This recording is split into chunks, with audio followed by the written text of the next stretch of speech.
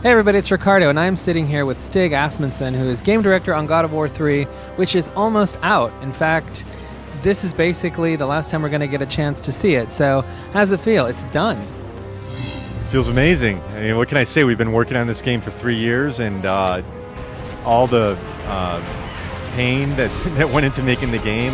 We're starting to see the rewards of it now, and it's just amazing.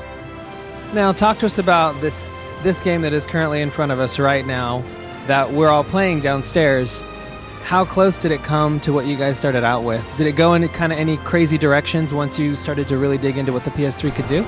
I think as far as what the PS3 can do, we don't really live by the technology. We try to come up with a good idea, whether it be on the PlayStation 3 or the PSP, and we try to make that happen one way or another. The nice thing about working on the PS3 is it gave us for the first time the ability to do without any smoke and mirrors. So what you just saw earlier, the whole gameplay on Gaia, the massive Titan and the fluid cameras zooming in and out, battling a boss creature all in real time.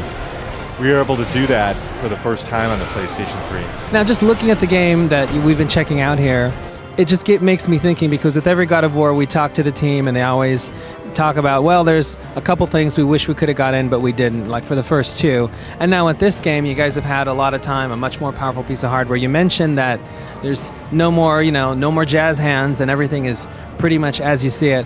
What's in this game that you guys always wanted to get in? I think the first thing you're going to see is how we handle our cinematics. Everything's real time, and there's no kind of cuts in the action, so we can smoothly transition in and out of different sequences. Kratos is the same Kratos that you see in the start menu, is the same Kratos that you see in a cinematic, the same Kratos that you see when he's this big on the screen. And we used high-res cinematics a lot in the first couple of games, mainly for storytelling, but we used them a lot, and we had to make sure if we were going to do that, Kratos needed to look as good, if not better, than he did in these high-res scenes. I think he looks better. I think we did a better job with him in here. So that was one of them. Other big things that we wanted to make sure that we got in there was just weapon switching. We wanted to make sure that you have access to every single weapon in the game on the controller. So you don't have to fumble through a power-up menu or anything like that.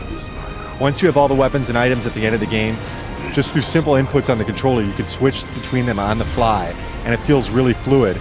And I think that I think we can say that this is the most fluid and seamless experience of any of the God of War games that you're ever going to play, and I feel very proud of that. All right, STIG, thank you very much.